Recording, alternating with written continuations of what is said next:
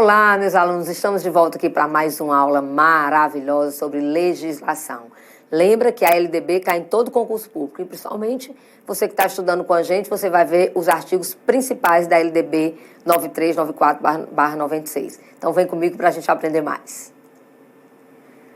Bem, artigo 26. Quando eu falo de artigo 26, eu já tenho que imaginar, né? Se eu tiver aqui o pincel, imaginar que esse artigo ele vai falar exatamente de currículo. Então, todo o currículo padrão da Base Comum Nacional está no artigo 26. Olha lá, os currículos da educação infantil, primeira etapa, do ensino fundamental, etapa número 2, ensino médio, etapa número 3, eles devem ter uma base nacional comum, que hoje nós podemos já intitular como BNCC, Base Nacional Comum, que hoje ganhou mais um Czinho, né? Hoje nós temos BNCC, Base Nacional Comum Curricular, que antes era só BNC, tá? Mudou só a letra? Não, mudou toda a estrutura da BNCC. Agora nós temos competências, campos de aprendizagem, campos de experiência. O aluno tem que desenvolver várias habilidades. Depois a gente vai falar sobre isso. Mas, artigo 26 continua atual. Mas ela deve ser complementada quem? A BNCC, a Base Nacional Comum, ela vem a ser complementada em cada sistema de ensino e em cada escola por uma base diversificada, exigida pelas características regionais e locais da sociedade, cultura, economia dos educantes. Então eu vou pedir uma folha em branco aí para a gente poder explicar detalhadamente sobre isto aí, tá? Então vamos imaginar que eu tivesse um círculo aqui, né? Como é que eu faço para jogar um círculo aqui? Seria interessante. Eu já tenho ele pronto, mas eu vou fazer de conta que eu desenho aqui um círculo. Pronto. Dentro desse círculo, nós vamos encontrar um padrão, tá? De BNCC. BNCC. Então, aqui está ligada a BNCC, Base Nacional Comum Curricular.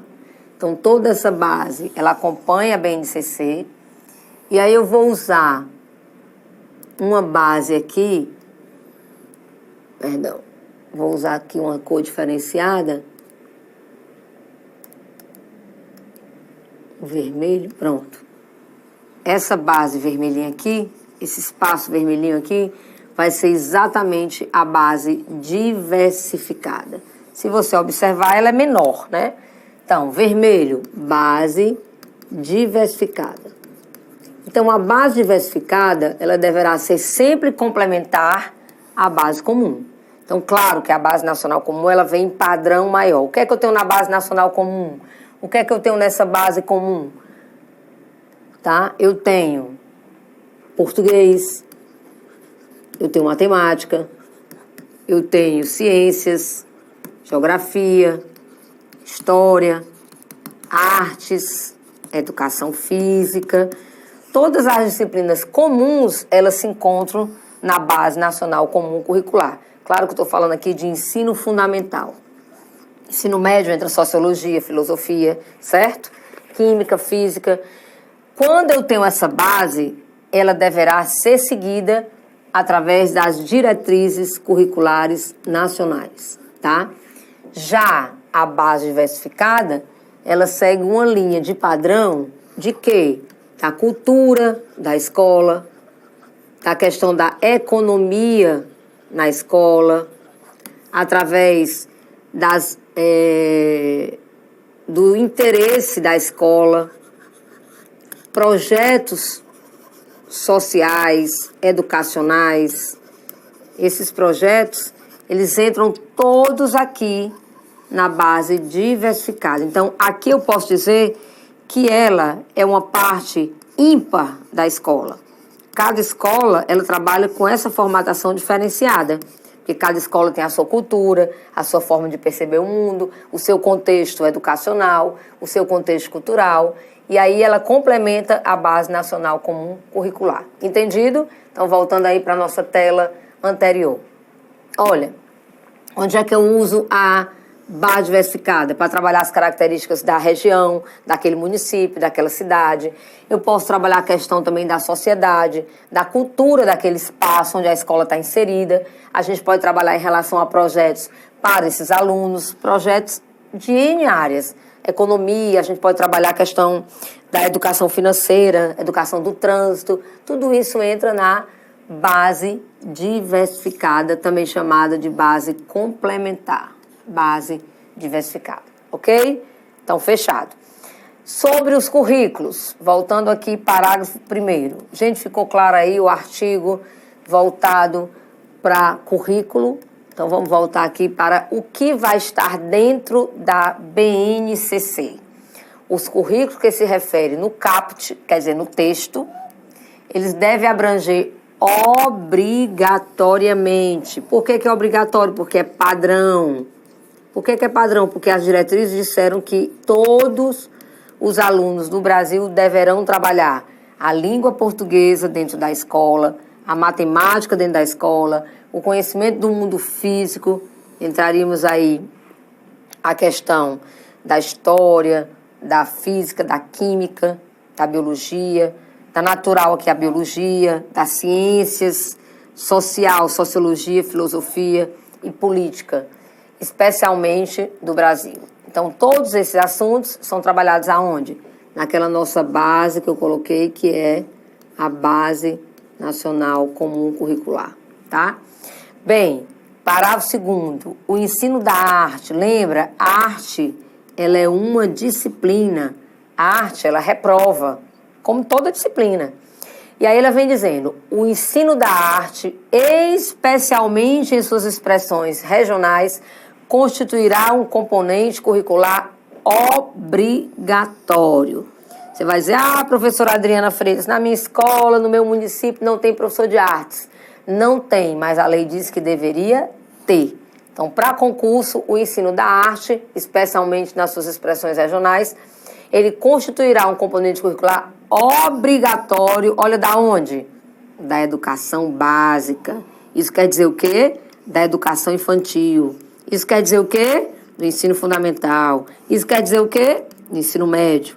Então, professora, você está querendo me dizer que pela lei, onde eu tenho a creche, a pré-escola, o ensino fundamental, anos iniciais, ensino fundamental, anos finais, e a composição do ensino médio, que é primeiro, segundo e terceira série do ensino médio, em cada componente desse aqui é para ter um professor de arte, educação física, arte, educação física, arte, educação física, arte, educação física, arte e educação física. Pela lei, sim. E o que é cobrado em prova é o que está na lei. Ok? Vamos para outra tela. Olha o que eu acabei de falar. Artes e educação física. Parágrafo 3º. Então, professora, se eu fizesse essa pergunta, quais são as duas disciplinas obrigatórias em toda a educação básica? Artes e educação física. Muita gente fala do português e matemática. Não é. As duas disciplinas obrigatórias são artes e educação física. Está aqui dizendo a lei. A educação física, integrada à proposta pedagógica da escola.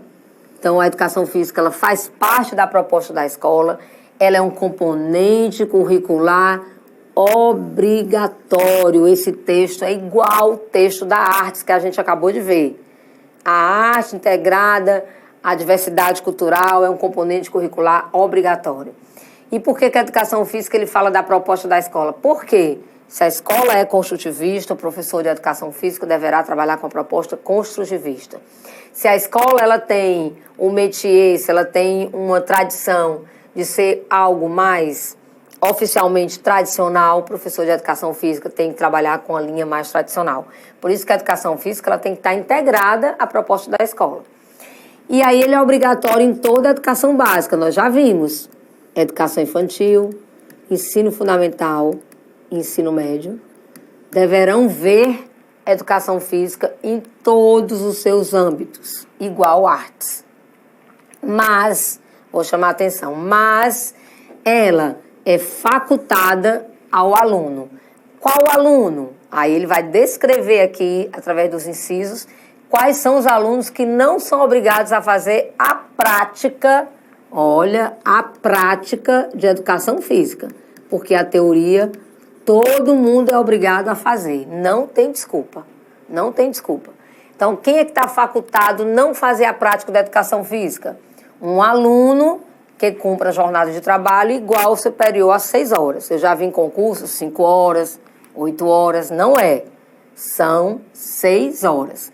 Se ele trabalha 6 horas ou acima das 6 horas, ele está liberado de quê, gente? Ele está liberado da prática da educação física. Que é a teoria. Ele tem que assistir a aula de teoria de educação física.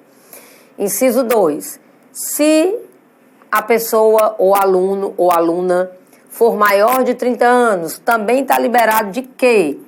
Da prática de educação física. E da teoria? Não é liberado da teoria, é liberado da prática, ok? Inciso 3. Se ele presta serviço militar, ou que em situação similar, né, está saindo do serviço militar, ele não é obrigado a assistir a aula prática, mas ele é obrigado a assistir a aula teórica. Por quê? Porque se ele não assistir, ele poderá ser reprovado e pode perder o ano, porque a educação física, ela reprova como outra disciplina qualquer. Inciso 4, ainda em educação física, ele está amparado pelo Decreto-Lei 1044, do 21 de outubro de 69. O que é isso? São as doenças associativas, né? O CID, a questão escoliose, pressão alta, diabetes não controlada. Essas questões pertinentes à saúde, o aluno é liberado da prática, da teoria, não, tá? O aluno que tenha filho, filho, ele ou ela são liberados da parte prática, teoria, ninguém é liberado.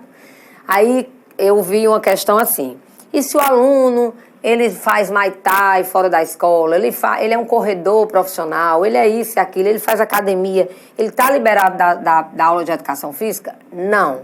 Pela lei, não. Somente esses casos que nós falamos aí, ok? Então não está liberado. Estou falando de escola pública, não está liberado.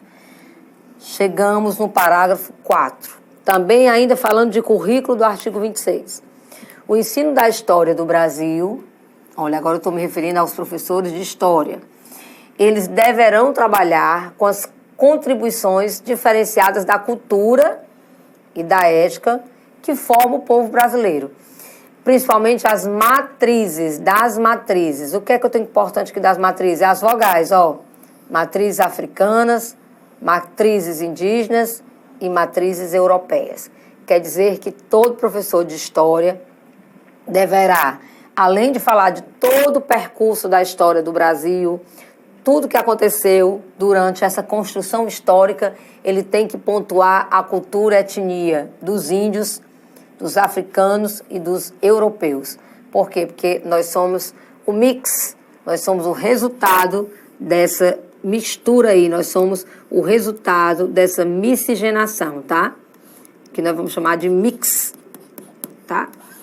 O que é esse mix? É o resultado dessa reunião aí de etnias, reunião de cultura, reunião de vários povos que se formaram para nascer o povo brasileiro, ok? Bem, ainda continuando em currículo, e aí é algo novo, né? Essa lei foi de 2017, 2 aninhos aí, é uma lei super nova, 3.415. O que é que ela diz? Antes, a escola ela era livre para trabalhar a sua língua desejada. Ficava a cargo da comunidade. Se a comunidade desejasse o francês, seria o francês. Se desejasse o inglês, seria o inglês. Se desejasse o espanhol, era o espanhol. Mas a lei 13.415 disse não. A partir de agora, de 2017, todas as escolas vão trabalhar com a língua inglesa. Tá? A partir de qual ano, professora? A partir do 6º ano do ensino fundamental. Então, a partir do 6º ano, 6º, 7º, 8º, 9º, é o inglês e o ensino médio. Agora, o ensino médio, a gente tem que pensar aqui no ensino médio. Eu vou trazer para cá para a gente fazer uma reflexão sobre o ensino médio. No ensino médio, nós temos 2 possibilidades. No ensino médio, nós temos 2 possibilidades. Quais são? O ensino médio ele tem que ofertar o inglês. Agora, lembra do que a gente falou? Na base nacional comum curricular, como uma língua obrigatória. E ele pode ofertar de preferência, tem lá na lei a palavra de preferência, o espanhol. De preferência, o espanhol. Por quê? Porque aqui no espanhol ele vai para a base diversificada. Gente, ficou claro? Base comum, inglês. Base diversificada, de preferência. Aqui é preferência, ele pode escolher outra língua. Mas como a gente tem uma aproximação com o Mercosul, com os países que falam espanhol, portanhol, como eles chamam, Argentina, Paraguai, Uruguai, Bolívia. Então, por essa aproximação geográfica, eles pedem para a gente trabalhar a questão do espanhol, de preferência. Agora, no ensino fundamental, não tem escolha. A decisão, a partir do 6º ano, é o inglês, ok? Vamos lá. Vou dar uma apagadinha aqui para a gente não tumultuar, né? Não tumultuar o inciso 6º, que vai falar das artes visuais, que é bem interessante também a gente ficar por dentro. Gente, além de você se preparar para o concurso, você também amplia, né, o seu conhecimento de mundo, o seu conhecimento das leis. Então, isso é o mais importante de você fazer um curso online. Não é só a questão do conteúdo, que você pode ter em todo lugar, mas aqui também a gente faz questão de trabalhar esse olhar sobre as leis, sobre ampliar o seu conhecimento, que é muito importante, né? Ir além de só uma leitura de um caput, ou só de um artigo, ou só de um parágrafo. Bem, vamos lá. Parágrafo 6º. Olha o que é que o parágrafo 6º fala. As artes visuais, como a dança, a música, o teatro, eles são linguagens. Então, lembra, a arte, ela tem suas linguagens, tá? Então, ela faz a transversalidade. Ela vai entrando em contato com as artes visuais, a dança, a música e o teatro. Então, não é que eles são separados, eles são interligados. Porque quando eu falo de teatro, automaticamente eu estou mesclando com a arte visual. Quando eu produzo uma arte visual, ela está interligada com a música. A dança, a música e o movimento estão interligados. Então, tudo isso são componentes que o professor de artes poderá trabalhar em sua sala de aula. Então, eles são componentes de quem? Da disciplina chamada artes.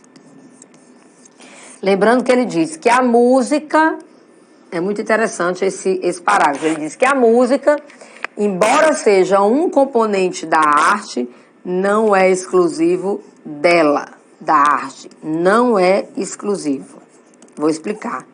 Não é exclusivo da arte. O que é que ele está querendo dizer? Ele está querendo dizer que qualquer professor de outra disciplina pode trabalhar a questão da música em qualquer momento na escola. Já artes visuais, teatro e dança e teatro, ele é algo bem mais enraizado para o professor que já tem essa formação em artes. Ficou claro? Beleza. Vamos seguir aí, que a gente ainda tem muita coisa pela frente. Olha o que a lei diz. Parágrafo 8º. A exibição de filmes de produção nacional constituirá componente curricular complementar.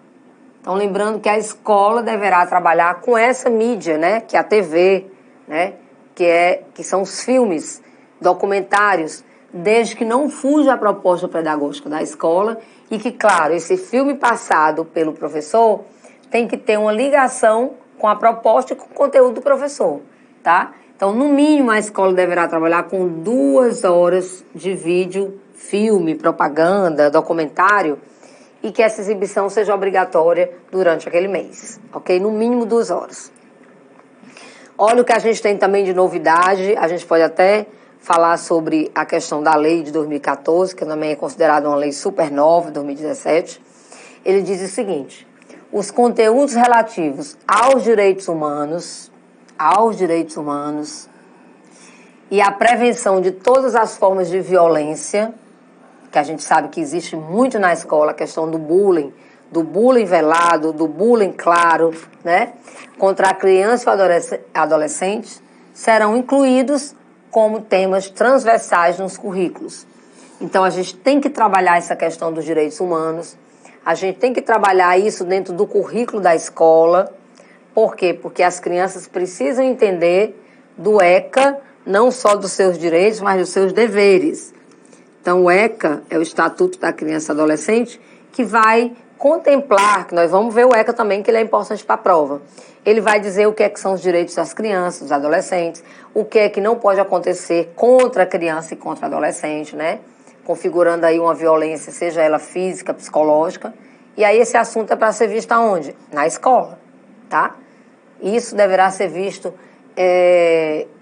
em que? E aí ele faz a previsão aqui, que de todas as formas de violência deveriam ser trabalhados esses conteúdos relativos ao ECA. Então, eu posso trabalhar no ensino da educação infantil, eu posso trabalhar no ensino fundamental, como posso trabalhar no ensino médio. Ele não vem dizendo aonde eu tenho que trabalhar, de preferência em toda a educação básica.